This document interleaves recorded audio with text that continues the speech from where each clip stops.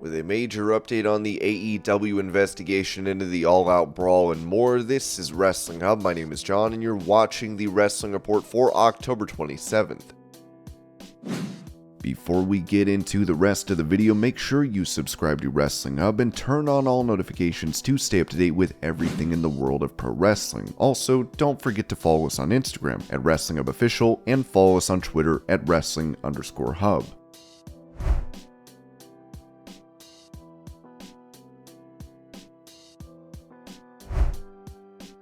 Talking about Charlotte Flair having a legacy like her father, the Nature Boy Magnum TA told the Unscripted podcast, "Oh my goodness, yes. Yeah, that DNA is so undeniable, and she has carried a path in the women's entertainment side of the business that has so transcended it just being a gender thing anymore. Will she have the longevity and do it as long? I doubt that very seriously. But the impact that she's made and the legacy that she's made on her own is definitely in the right conversation. Because as an athlete and a performer, I don't think anybody can touch her."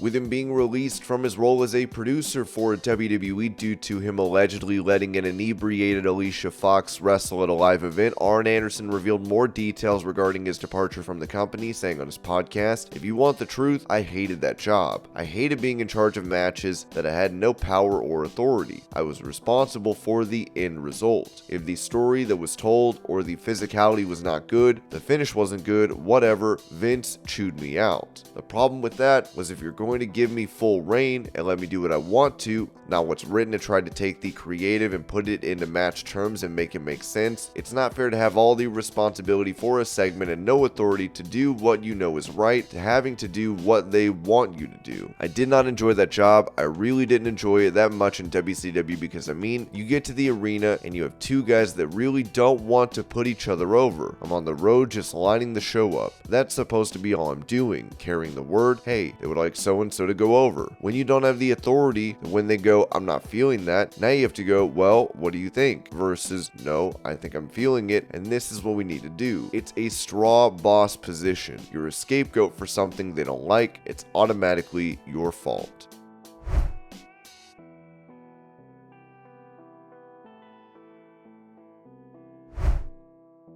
Speaking about the Honorary Uce t-shirt segment with the Bloodline, Sami Zayn told BT Sport, "When we did that whole segment, I guess the nicer answer would be to say that no, I didn't expect that at all. But actually, I knew that if we did it right, this would be a very, very memorable segment. I think when it's all said and done, I think people will remember that segment for many, many years to come, which is the hardest thing to do, in my opinion, at this stage in the industry. We have a lot of content. We have a lot of great performers. So it used to be hard to just do something good. Now it's even harder to do something memorable because there's so much good stuff and not a lot of it sticks out, which is a good problem to have. When there's so much good content that you have to be exceptional to be remembered for years to come. I think this segment was one of those things that people will remember. Hopefully the way they remember when you were talking about Batista and Orton and The Rock and Sock and all that kind of stuff. I hope it goes down like that. I hope before this is all said and done that we got a couple more segments like that people will remember for years to come. But you know what? It might have been the best in-ring kind of segment in terms of memorability that I might have done actually. Just the ride that it took people on is what I'm so happy about. Everybody has said to me that it took them on this emotional roller coaster and they didn't know where it's going. That's wrestling at its best. When it takes you on a left turn and a right turn and you think it's going one way and it goes another. That's what I think we all love about wrestling. When wrestling's at its best, that's what it's doing to you. And that was kind of encapsulated in this one promo. So that's why I think it was so special and so memorable. I got a great piece of merchandise out of it too.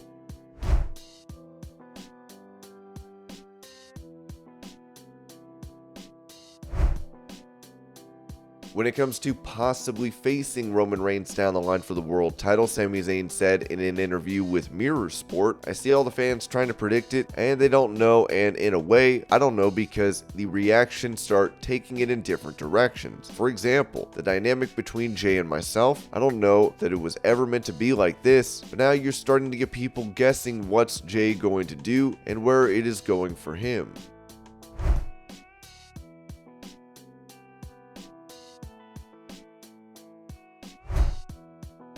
Speaking about his talks with AEW prior to his WWE return, Karrion Kross told The Mirror, there was an idea that was proposed to me to come and do something there at AEW, but it was just so abundantly clear to me from dealing with fans face to face that a WWE return was what people wanted to see.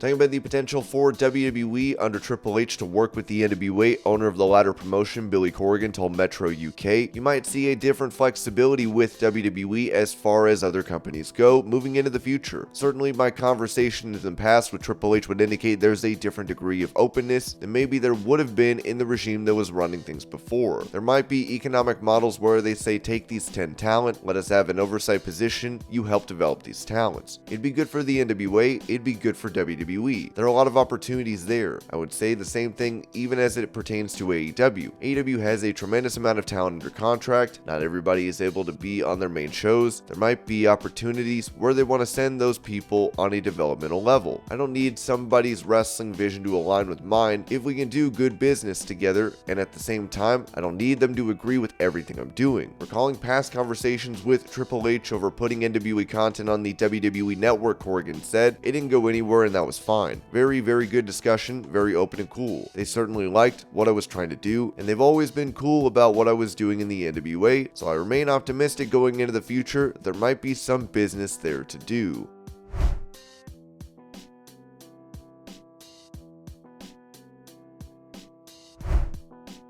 With the winner of the Money in the Bank contract having a year to cash in for a world title shot, WrestleVote said this about Austin Theory's prospects of a cash in to Give Me Sport. There is an idea that he is the first guy to wait a full year, like the day of or let's say the night of Money in the Bank next year. That's the storyline. Like, you have to cash this in 2.5 hours. You have to cash this in 90 minutes. That type of thing. I know that idea is on the table.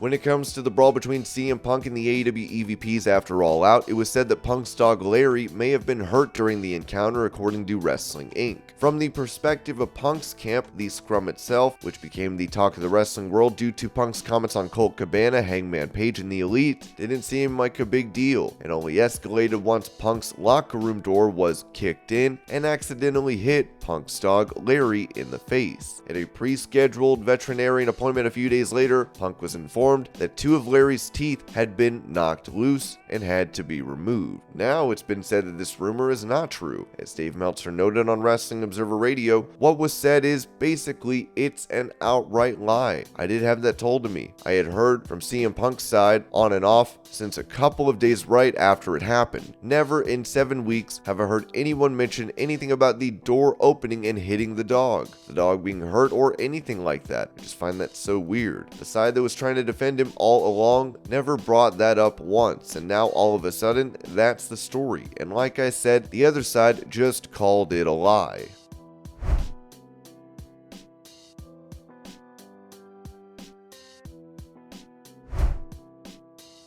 Following the backstage brawl with the Elite, CM Punk would not only be sent home, but was apparently told to stay quiet about the incident. As Wrestling Inc. reported, we've been told that AEW has not reached out to Punk since the incident following the All Out media scrum, in which Punk and his friend and trainer Ace Steel reportedly got into a backstage brawl with AEW EVPs Kenny Omega and the Young Bucks. Sources indicated that after the brawl, Punk was asked to stay quiet and agreed to do so.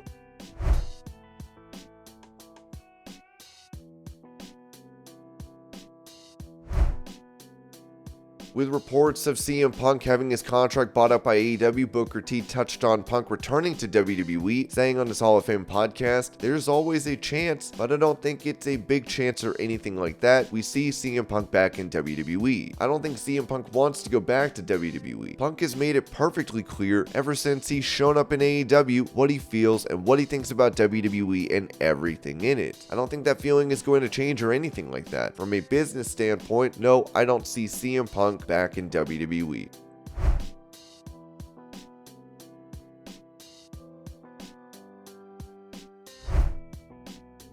Staying on the topic of CM Punk possibly leaving AEW for WWE, former WCW star Konnan said on his Keeping It 100 podcast, if they were to bring CM Punk in, it would be a major coup, right? And it's a way to WWE and Punk to tell AEW F you, okay? But from what we are hearing, he has a no compete. So that's not going to happen. You can tell Tony Khan is not going to be embarrassed like that, you know what I'm saying? He's not going to let him go, and without that, no compete being enforced. But the other thing, I also think Disco, we have to look at, he left under the worst terms possible. And I think what he did at AEW just solidified all the people that didn't want him in there by saying, look at what he did over there, you know? Wasn't just over here, you want to bring that back here, you know what I'm saying?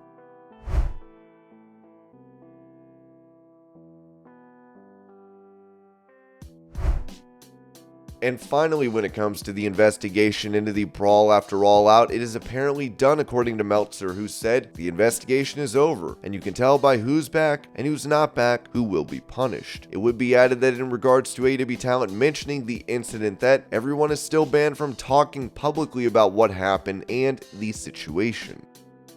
And this was your pro wrestling news update. I hope you're all having a great day. Thank you so much for watching, and I'll see you later.